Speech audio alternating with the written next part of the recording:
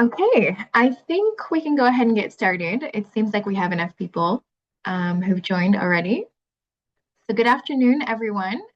My name is Jihan Bergawi, and I'm the head of the ACAPS Ukraine Analysis Hub. We do have simultaneous English and Ukrainian translation available, so please feel free to follow along in whichever language that you feel most comfortable in. In the chat, we've also shared with you the Ukrainian translation of the presentation itself, so you can follow along in either language.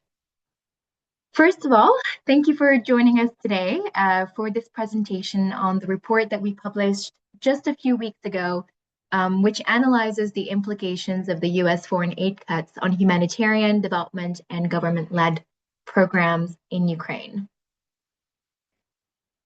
Great, thank you. So today's webinar will last approximately 1 hour, and basically the topic that we'll be covering is first the methodology and maybe some limitations within the report. We'll also go over key findings from the report, so speaking about all of the overall themes that we'll be going through during the webinar. We'll also be talking about humanitarian funding, policy, and operations. So this is the actual situation and impact of the US government cuts themselves, policy considerations such as the HNRP and the humanitarian reset that are linked to this, and then operational pieces on the geographic and sectoral levels as well. We'll also be talking about cross-cutting humanitarian impact, so that would include topics such as localization, information management, coordination capacity, and even winterization.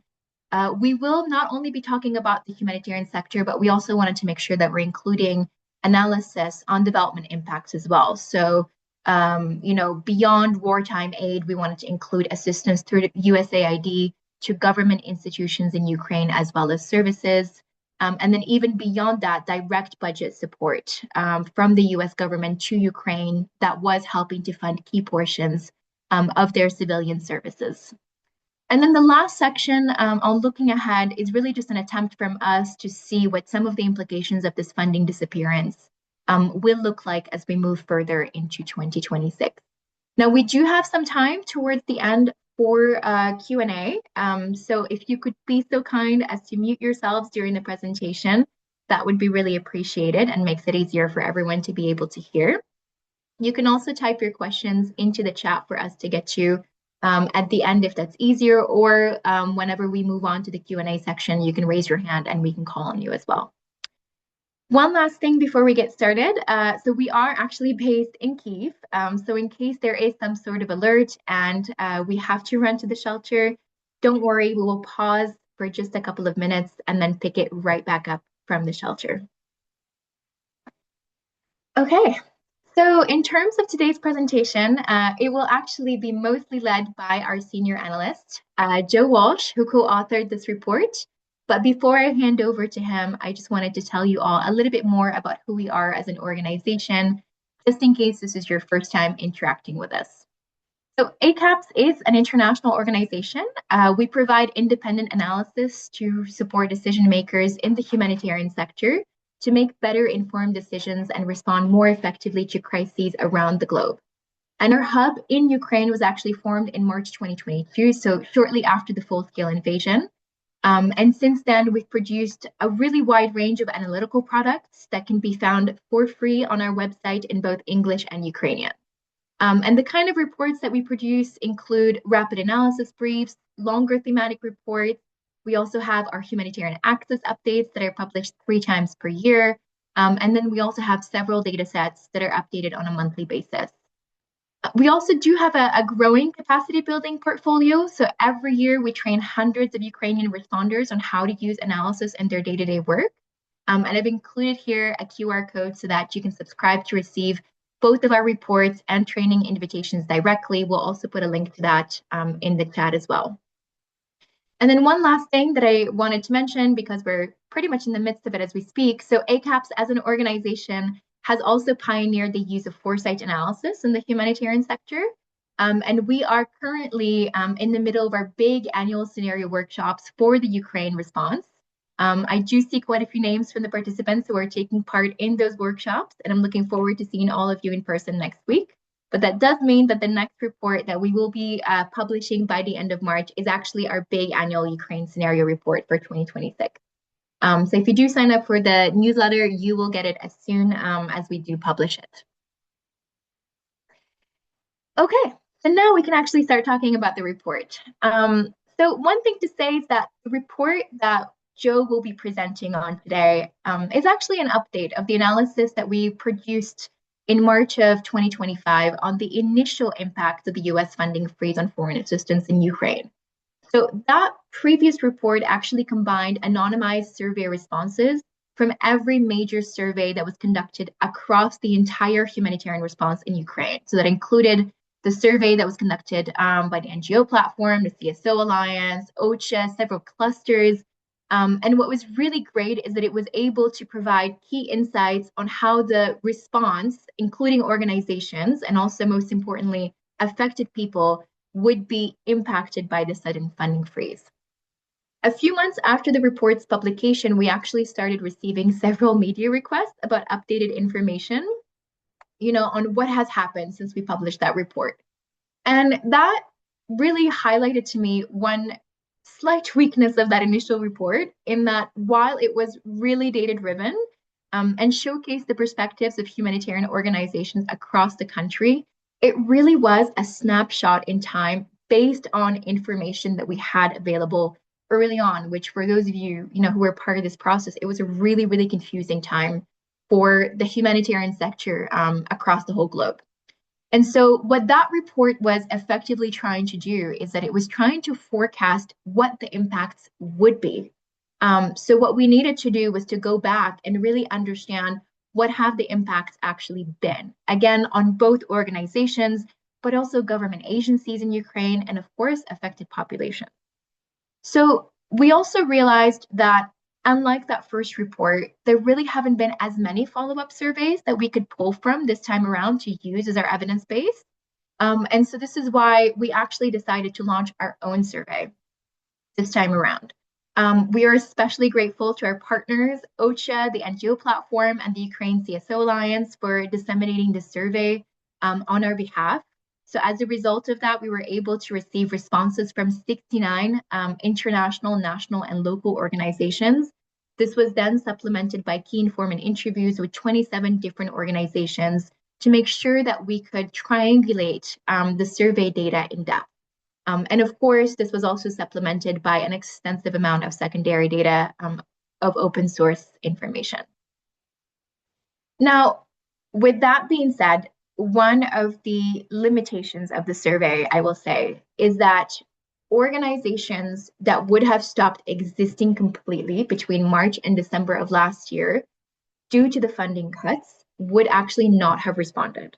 So while we tried our best to include data from other sources, this is why we did so many key informant interviews for this report, it is almost guaranteed that the actual impacts are significantly worse than we were able to pick up on, just because those organizations would not have been able to respond. They no longer exist. Another potential limitation that I wanted to highlight before I hand over to Joe is that there is a significant lack of publicly available information on US government funding to Ukraine. And so while we tried our best to triangulate as many of the sources that we have, and of course, if you look at the report itself, every single source is actually cited and referenced, that is a gap that made it a little bit more difficult for us to be able to provide as accurate of an analysis as we could have otherwise. All right, so that's it for me. I will hand over to Joe, who will then take you through the rest of the presentation. Over to you, Joe. Sounds great. Thank you so much, Jihan. So yeah, we'll really just jump right in on some of the nitty-gritty in just a moment. But before we do that, let me see. Hold on, I'm having some PowerPoint issues for a moment.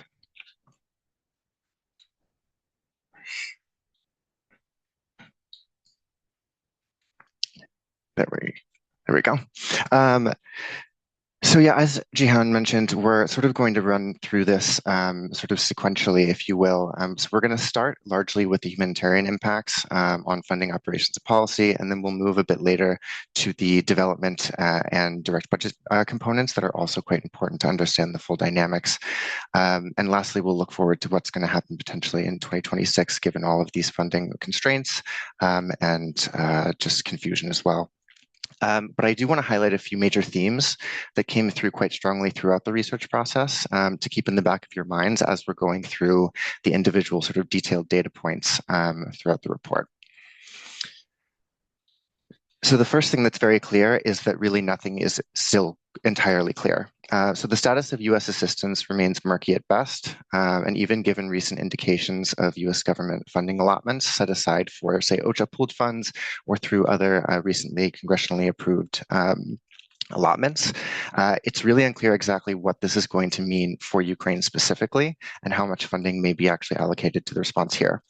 The main uncertainty is that the main certainty is that funding is here to stay, both given the comparably lower USG funding and decreases also from other donor governments' aid budgets as well, as a lot of additional donors have also been shifting their priorities to things such as military spending and away from development and humanitarian assistance.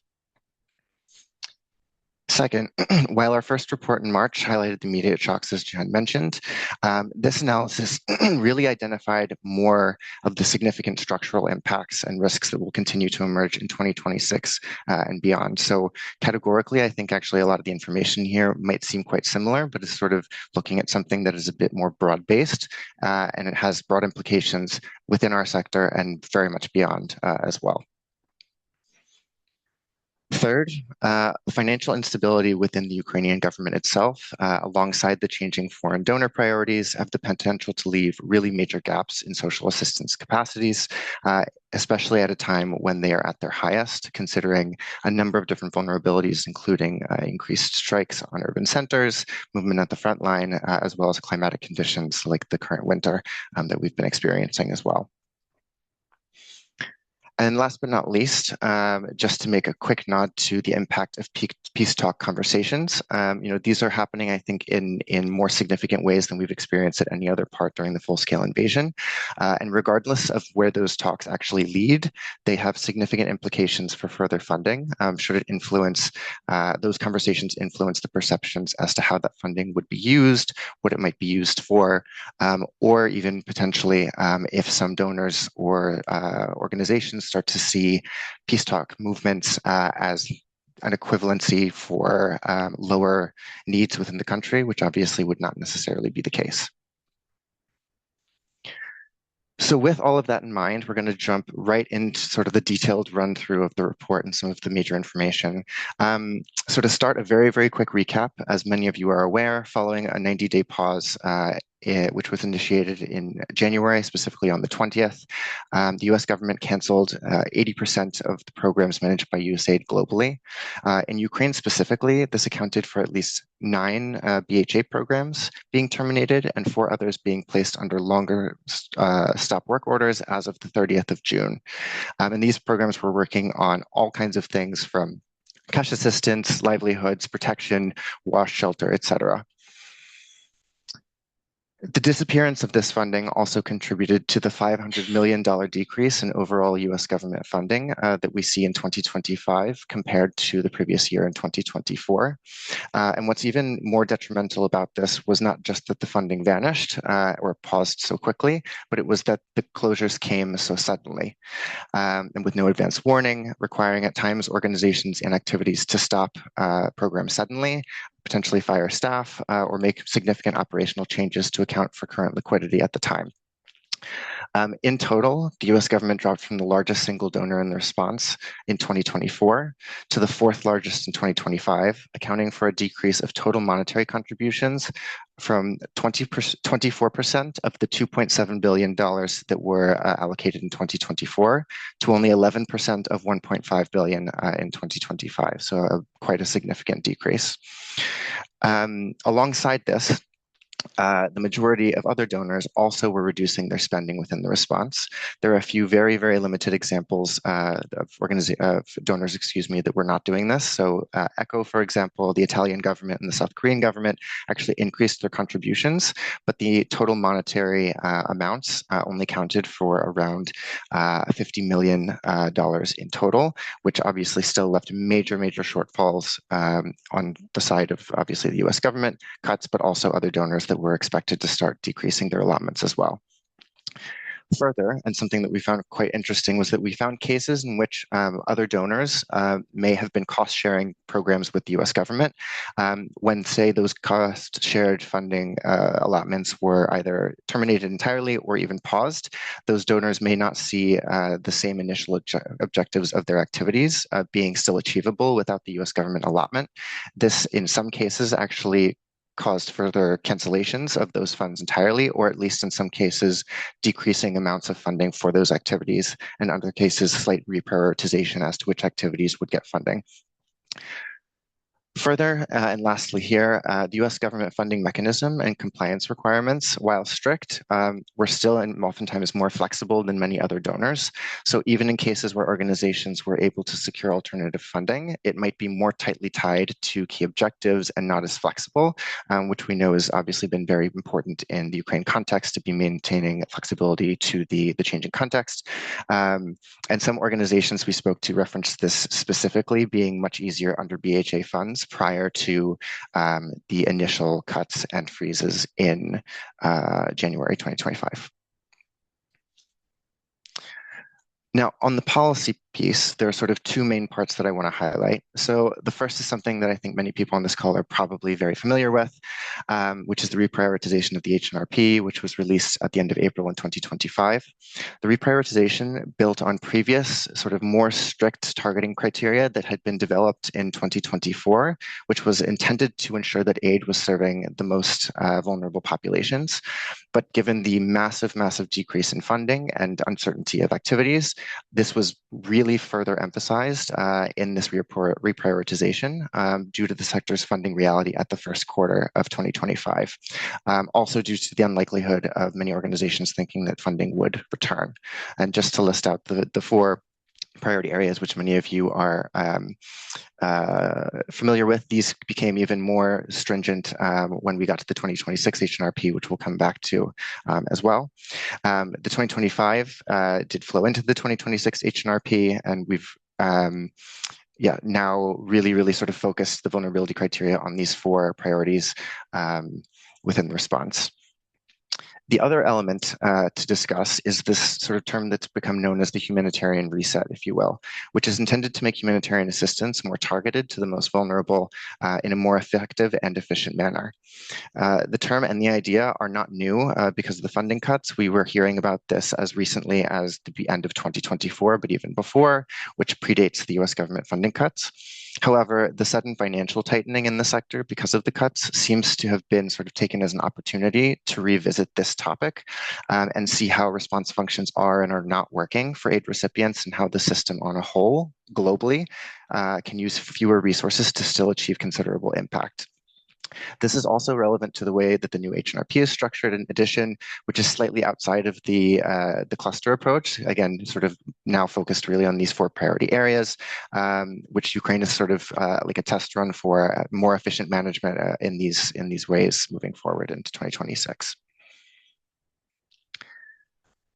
On the humanitarian operations level, the high-level takeaway is that while organizations did manage to recoup some of their funding, the overall impact on the number of organizations and operators and size of programs was impacted across the response, but definitely at different levels. So based on our survey that we deployed, 30 of the 69 organizations reported receiving stop work orders or experiencing funding reductions linked to the US government freeze and cuts. 21 of those did report replacing a portion of their funds or receiving funding back, but only one of them actually reported recouping that entire grant funding amount and basically reinstating full programming. Moreover, while some of the activities were able to restart, again, the damage was already done in terms of quick staffing cuts that had already happened, activity pauses that also had issues with local buy-in and local trust of organizations. and then also restart-up costs that were required to continue work, with some actors reporting that for some activity types, they weren't able to start activities until as late as August 2025, which is quite a long period of time. In addition to that, those partners who were able to continue work, we did still see a reduction in terms of the total number who were still operating, of around 20% compared to the number that were operating in 2024. This suggests that there are some organizations that may have just had to stop working. And as Jihan mentioned earlier, we can't also necessarily say how many organizations may just not have been able to respond to our survey in total. So this impact could be even more severe. Further, local organizations reported significantly lower funding reinstatement rates, given that small organizations were less likely to have diversified funding or alternative sources of funding to tap into immediately. It's also important to note that particularly in the frontline areas where these local organizations are functioning and where they continue to have greater community connections, that's where some of the major impacts of their ability to function, number one, and their potential disappearance rate because of the funding, the sudden funding to decrease, may be felt. Given that those areas are high priority because of high needs and severity, that is potentially catastrophic for parts of the response. Moving on to the geographic level, and in line with sort of the HNRP prioritization over the last few years, the funding cuts have led to an increased geographic focus on frontline and international border areas in the east, south, and north, specifically in the east and south in particular. These macro regions, particularly the east and south, were also those to experience the greatest dip in financial and operational coverage. The reason for that being that the highest needs are there, so the most partners were working there, and the most aid recipients intended to be reached were also there. So in terms of total number, the decrease in those areas was the greatest. If we're talking about percentage decline, it's actually the center and west where the decreases happen much more severely. And this seems to have been done in order to transfer more of the humanitarian capacity from the less severe areas in the center and west to some of the lacking areas in the east, south, and north to make up for that lost capacity.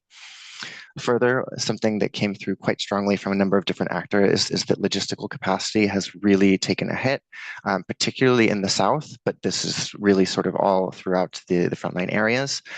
This was partially due to the closure of Atlas Logistics, which was responsible for a huge number of logistical tasks and sites and transport related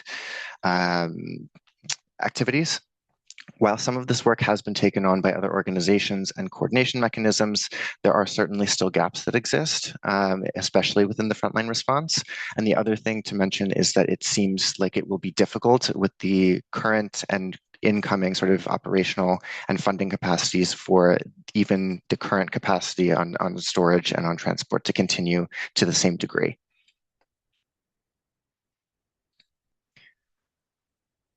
Moving to sectoral impacts. So we're not going to discuss every sector because there are really some that come through as being more heavily impacted than others. This is given two main things. First being the negative impacts due to the funding cuts themselves, but also those sectors that seem to have had the least return of funding and capacity as of the writing of the report at the end of 2025. So to start, the protection sector has seen a massive drop in the number of active partners, but even more so, a huge drop in the amount of funding, suggesting that even beyond the number of partners, it seems like the activities of individual partners who may still be operating likely may have had to decrease either their coverage, maybe cancel specific types of activities that they were working on in the protection sector, or potentially cancel some specific activities as well. As referenced, also protection has not rebounded in the way that some other sectors have, and this could be partially attributed to the types of protection work that may not be perceived as immediately aligning with U.S. government priorities at the moment. The second sector to discuss, is WASH. So funding was reported to be about half the 2024 levels, with about an 18% reported reduction in the number of active WASH partners operating in 2025 compared to the previous year. Like protection, the exact impacts of this vary slightly based on the type of activity. So as an example that's quite relevant for our winter-related work that's happening currently, support for district heating services had a 32% lower reach as of the end of December compared with 2024, which again also coincides with the period of intense cold, increased energy strikes that we're experiencing, which makes this type of support even more critical than it would have been otherwise. In general, it's estimated that across all activity types within WASH, that up to 1 million intended WASH aid recipients may not have received assistance in 2025 compared to the anticipated reach at the beginning of the year, meaning there's quite a considerable gap. Third, shelter. So about 10 to 15% of shelter responders ceased activities in 2025, with an additional 15% experiencing funding cuts of at least 2/3 of their activity funding. So this would have been disrupting the ability to adequately respond to shelter needs nationwide, but was really focused especially in sort of the east and south areas as well. Moreover, shelter was one of the sectors that was most impacted by the sort of perception around aid cuts. What I mean by that is you had instances of where shelter repairs basically had to stop in the midst of repairs, causing very physical signs of the aid removal being left in different locations and causing distrust in some situations with local communities. Moreover, due to the escalating war conditions, increased attacks and shellings, especially starting at sort of the second half of 2025, more repair needs are falling into heavy repair categories as opposed to light or medium types. This means that more funding is required per shelter repair type, more time is required, and the repairs are more complex, which also sort of goes against the decreasing funding allotment and makes that challenge even more difficult. Further, amidst increased shelter needs, reduced resources, and the severe winter conditions, there were also a deprioritization of invincibility points. So these are points that basically allow easy access to electricity, heating, water, and other resources where they might be scarce otherwise. This has additional implications for exacerbating shelter needs, health needs, protection needs, and others, and also backs up against something that we'll talk about later related to the ability of the government to also support these points as well, given their own financial troubles. Finally, the health sector has experienced compounding impacts as well, not only due to the direct funding cuts, but also from unaddressed needs in other sectors, such as shelter, which have implications for those with chronic and other health conditions. The sector was majorly impacted by the previously mentioned closure of Atlas Logistics. They were responsible for a lot of storage of medical equipment and medical transport, and so that was quite a huge hit. Additionally, current health requests are exceeding the collective response capacity of humanitarian aid workers working in health, according to key informants that we spoke to throughout this process. When coupled with the declining ability, again, of the Ukrainian government capacities in terms of social and civilian services due to budgetary constraints, this suggests an overall dire situation in terms of the health responsiveness. Now, we won't go into a huge amount of detail on these last three, but just to note very, very briefly. So to first say, cash-based interventions actually did not experience the same level of disruptions as other modalities. This seems to be in part due to the fact that cash programming cycles through USAID aligned a little bit with the timing of the initial freeze, and that there were a few new registrations ongoing, and there were small remaining caseloads prior to the start of new activities, and those remaining caseloads could largely be moved to other grants for immediate coverage. However, the one thing to note with cash is that there were quite extended timelines in some cases for cash actors to restart their activities. This was one of the sectors that mentioned not being able to start up fully until as late as August 2025, which means the gap could be almost 8 months in total. The other thing is that there may be further impacts to the cash sector moving into 2026, given some initial indications as to the status of major cash programs, though this could also be offset because of new grants and activity allocations, even from the US government, that may be replacing these, for example, through the OCHA-based pool funds and other humanitarian allocations that have recently been approved in the US government. Additionally, and as previously mentioned, the closure of Atlas Logistics not only impacted health, but also just logistics and deliveries and storage capacity all over.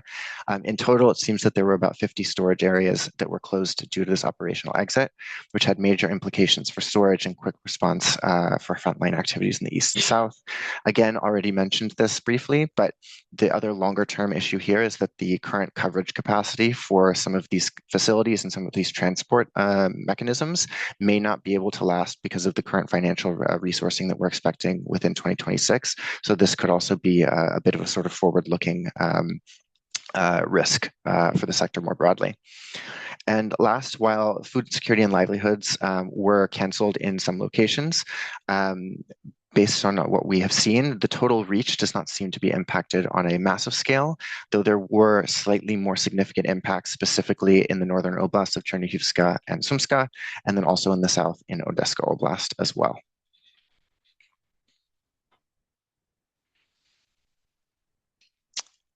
Now, so what we're going to move to in this section is basically discussing a few of the cross-cutting themes that came out quite strongly in our analysis and that we've also already touched on a bit throughout the presentation. So first, localization is a big topic everywhere, and has certainly been the last few years in Ukraine. When it comes to organizational ability to withstand financial shocks associated with the cuts, international organizations and larger organizations in general demonstrated a greater ability to survive and manage both the short and longer term shocks to operations and liquidity. Small actors didn't have the ability to do this, especially those with 10 or fewer staff. This is in large part due to the fact that they didn't have as diversified funding, backup liquidity, and also just due to the sudden nature of the government cuts. There were, however, examples of even these smaller organizations sort of using this financial shock as a way to reprioritize their work, either on a geographic or a sectoral level. And there are examples of these organizations managing to step in during the period following the initial cuts to cover areas of programming for a short period of time, while international partners may have had to pause their activities entirely. The other thing is that international organizations, while certainly still experiencing significant impacts, were much more likely to either retain or regain more of their funding, as well as to lean on funding from other grants to cover caseload. Local organizations specifically actually referenced in the case of this in terms of getting new funding, it becoming increasingly difficult to get new grants elsewhere because of increasing competition due to more organizations searching for more diversified funding. On the inclusion of local perspectives, which is sort of another dimension of the localization piece, the funding constraints also had major impacts on certain functions that enabled better and more proactive incorporation of local voices. So translation and interpretation were often cut, the number of complaint and feedback response mechanisms decreased, and even national positions within some coordination platforms and organizations were often cut either entirely or made redundant in some way due to shrinking team sizes. On the level of assistance provision and incorporating accountability, so kind of looking back at the CRM piece, there are also cases of reported mismatched assistance between what was delivered and actually required or would have been most useful, for local populations, in part due to the lack of functioning and proactive accountability mechanisms, but also due to the fact that organizations sometimes only had specific types of assistance to deliver. These issues predate the funding cuts, but they were certainly something that seems to have been exacerbated by the funding cuts, given that organizations had sort of less flexibility and less choice around the types of responses that they could deliver. The next sort of cross-cutting issue to highlight would be information management capacities. So half of our survey respondents who experienced funding cuts reported disruption to their information management and data collection capacities due to the cuts. This revealed itself in multiple ways. So it could have been cutting information management or data collection positions, combining them into one, which could lead to burnout, for example. or also in some cases adjusting data collection approaches to cheaper alternatives, so such as doing online or phone data collection as opposed to in person. There's also a very clear trend that can be seen on this front. On Relief Web, if you can see the number of publications from 2025 compared to 2024, and there was a 33% decrease in the number between those 2 years, suggesting that there is less information circulation ongoing, at least publicly. One of the things we know that this response is very information rich, so there is an opportunity here to do more sort of coordination around information management and sharing of information to better use the information that already exists in the response if this trend does continue. On the coordination piece, so coordination capacity also took a hit. About half of our surveyed organizations reference experiencing reduced coordination capacity or reduced ability to participate actively in coordination structures. Specifically, this was really the case for organizations that were losing specific sector funding, which meant that they weren't as involved or involved at all in a specific working group or cluster. Further, coordination for themselves referenced having to either downgrade senior roles to more junior ones or having to cut positions entirely due to expensive salaries and lower than expected budgets. Further, linking also this back to the localization piece and the piece on translation, this was also one of the most reported sort of costs to be cut quite early, which also creates additional barriers for increased local engagement and coordination conversations and in decision making, which is very important. Finally, for the cross-cutting topics, is winterization. So the first piece here to note is that planning for winter activities typically start very early in the year, often as early as May or June, which was still a time during 2025 when many actors were grappling with their frozen funding and activities. With some organizations reporting not restarting their work until August, that means that there was considerable time where there might still be confusion while the winterization planning is ongoing. As of the end of November of last year, around 66% of both target reach and funding requirements had been met. Given that the particularly intense winter that we're having, combined with the uptick of attacks on energy infrastructure, particularly since September of 2025, the response needs there may actually be much higher than we originally anticipated. For example, the scale of heating assistance is down by about 1/3, 400,000 people in 2025, with some key informants referencing that the shortfall could be even more extreme. Last, as mentioned previously, the invincibility points, which play a really critical role on the energy and winterization related resilience for civilian populations, have been deprioritized due to the current funding conditions. And again, this is both sort of on the humanitarian and also the government side, which means that civilians have fewer contingencies for these types of challenges. Again, these are just a few of the major themes that we pulled out, sort of cross-cutting themes from our analysis. These are not representative of every single theme, but these are the ones that were being most representative across the response with our many conversations and our survey data. Moving right along to development projects. So the amount of information that's available on development and development support to the government is a bit more limited than the humanitarian sector. In fact, I would say much more limited. What we do know is that beyond humanitarian assistance, the US government channeled more than $45 billion for development projects and government-led social programs, starting from the beginning of 2022 and up till the current time. On the development side, at least 10 non-humanitarian projects through USAID do remain active, and 5 additional projects were on stop work orders as of June. However, 21 programs at least were cut or paused by that same time, many of which predated the start of the full-scale invasion, which suggests not only that there is sort of impacts to war-related resilience development efforts, but also longer-term system strengthening projects, particularly related to governance, civil society strengthening, media, and other components. Among the most significant terminations is the Energy Security Project, which was USAID's largest non-humanitarian program of $920 million, starting in 2018, but the vast majority of which was used after 2022. Given the energy crisis that the country is experiencing due to the harsh winter and elevated energy infrastructure strikes, this suggests that not only are those two things problems, but also we have further compounding issues given that the Ukrainian institutions and development institutions may not be able to repair and rehabilitate the grids as quickly as they may have otherwise been able to.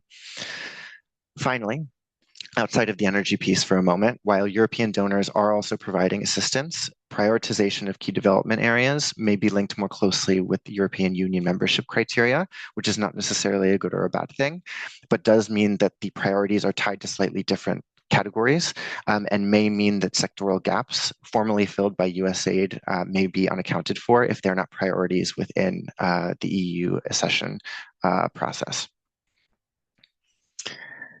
Last but not least, on sort of the impacts, I want to touch on direct budget support. So this is sort of direct funding that's being injected into the Ukrainian government institutions and budgets for a wide variety of civilian support functions. The US traditionally had been a major provider of this type of support through the end of 2024, accounting for up to $30 billion. This support was for everything from salaries in the healthcare and energy sectors to other social services to the education sector as well. However, the last publicly available disbursement of these funds was at the end of 2024, with no evidence that it has continued since. There has been a step up by the EU to an extent, so they've decided to provide 2 years of budgetary support. However, the amount that they are going to be providing is not going to be sufficient for the gap that is still remaining, especially considering the $45 billion shortfall for these services that is expected in 2026 alone.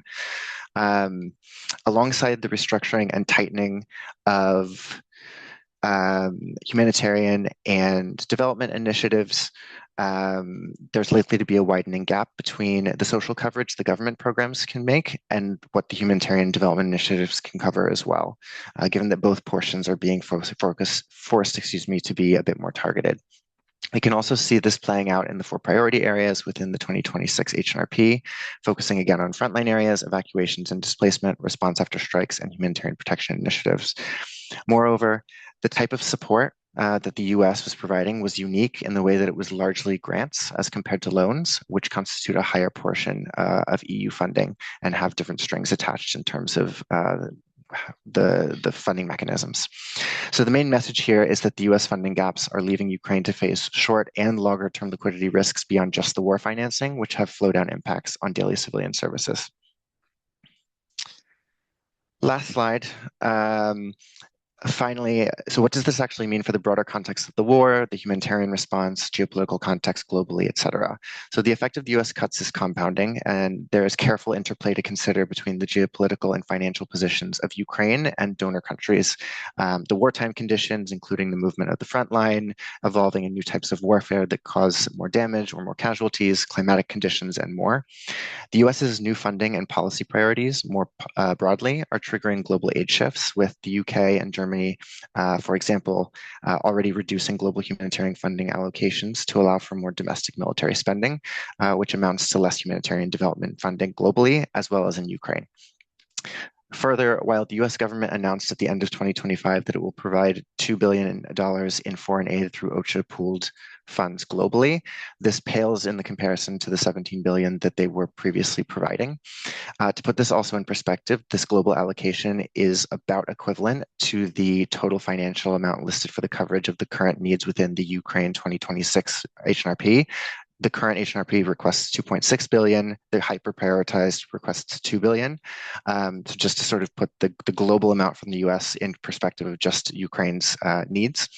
While Ukraine is among the 17 countries that are eligible for this assistance, it's really unclear as to how much will be dispersed to Ukraine versus other country contexts at this point. There are some additional funding allocations that have been approved through the US government, and there are some movements in terms of a new bureau being set up within the Department of State for Management of Humanitarian Affairs, but it's pretty hard right now to know exactly how all of that will specifically work and function for Ukraine. Second and last point, additionally, while the status of peace talks is obviously quite uncertain, it has become more prominent since the latter stages of 2025. It's possible the continued discussion of peace talks could influence perceptions of financial risk or political necessity of many donors. And obviously these conversations and priorities differ per donor, so it could mean very different sort of reactions to continued peace talks depending on where they move. Moreover, that perception of peace talks coming or advancing may also lead to the perception that context in Ukraine is becoming less volatile or that there are lower needs, which could influence the withdrawals of some aid initiatives or lower amounts, or prompt even confusion or blurring of sort of humanitarian and development efforts, which may leave gaps in coverage or may double cover some populations in some sense. So I will stop there. Number one, just want to give, again, a really big thank you to all of you who joined today and all of you who participated in our key informant interviews and our surveys. And I think I will leave it then to open for questions. Thank you, Joe, for the really thorough presentation. I will say that the report itself still includes a lot more details. Obviously, there's only so much that we can present on due to the time limitation, but we tried at least to include the main takeaways during this webinar. But having said that, I'd like to open the floor for any questions, comments, anything that our attendees want to add. You can either raise your hand and we'll call on you, or you can also type your question into the chat.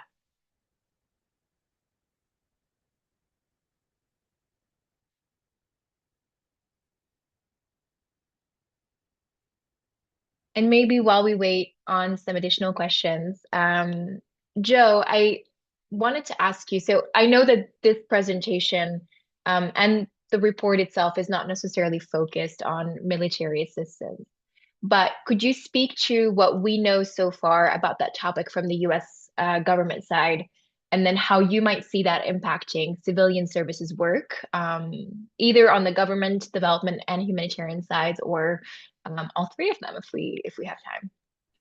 Sure, yeah, I'll try to be brief, but so I think there are a few main points to mention here. So first, to say in short, the US military support for quite some time has more or less been frozen as well, which obviously has implications for everything from weapons to defensive capacities in cities throughout Ukraine, and et cetera, et cetera.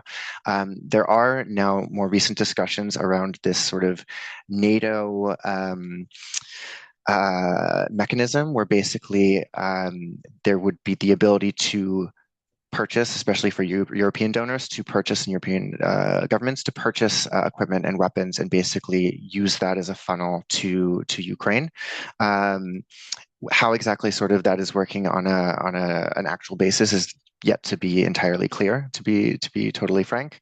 But in short, I think the main takeaway on the military front is that certainly the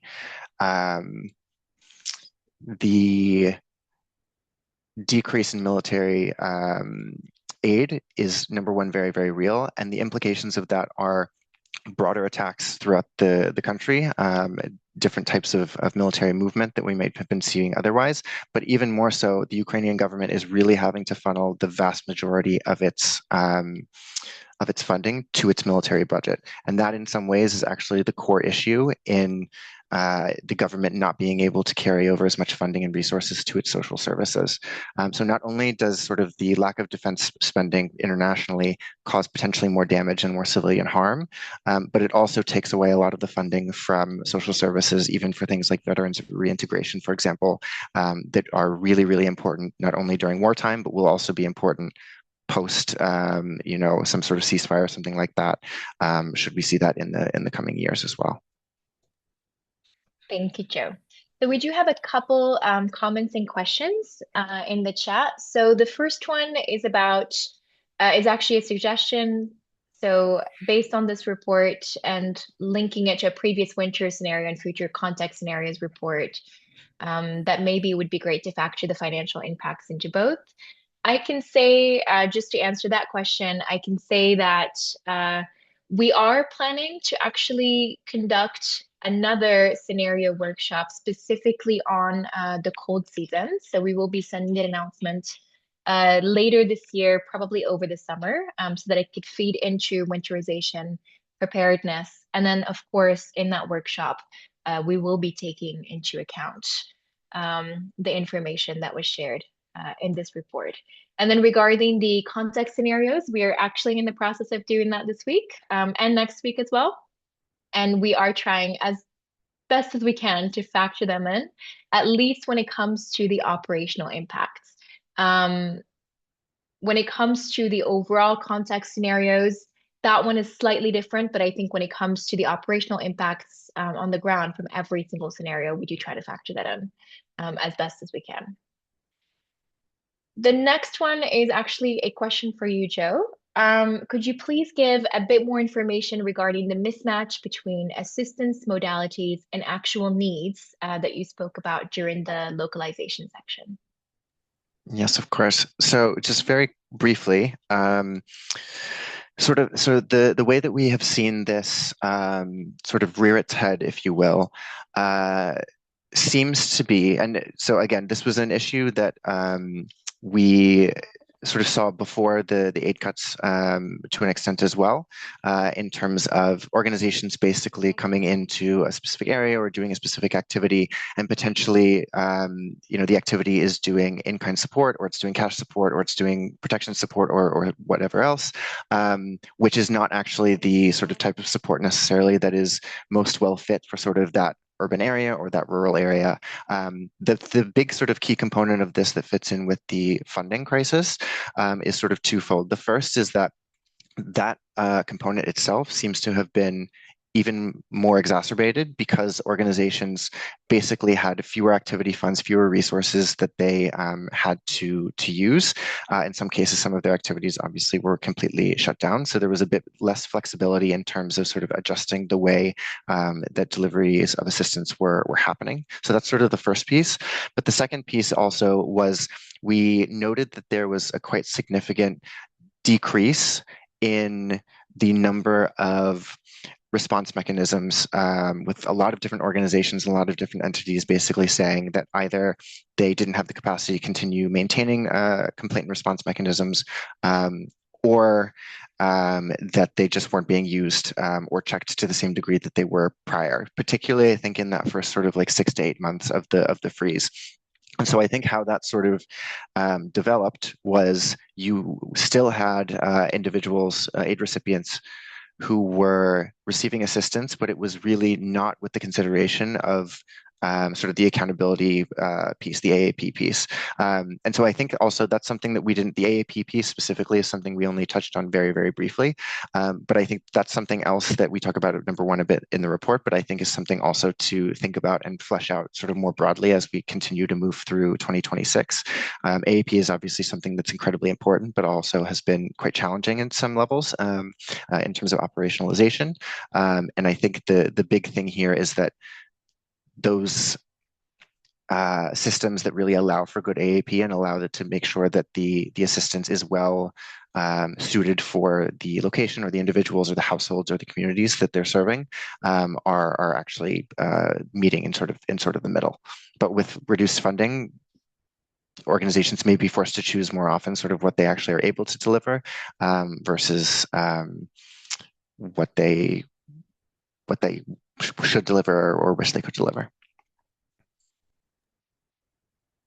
Thank you, Joe. Elise, does that answer your question, or did you have any follow-ups? Okay, great. So we still have about 5 minutes left, in case there are any additional questions.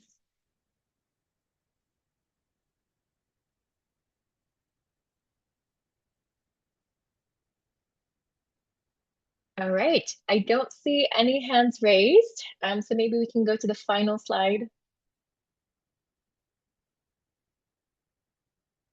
Thank you. So if you have any additional questions after this presentation, please feel free to reach out to us directly.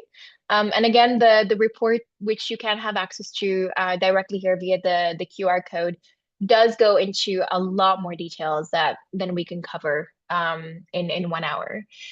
There's also going to be a survey that pops up at the end of the presentation. We are always looking to improve the way that we work, and the way that we do these sorts of dissemination events. So please do take just a couple minutes to fill that out. That would really, really help.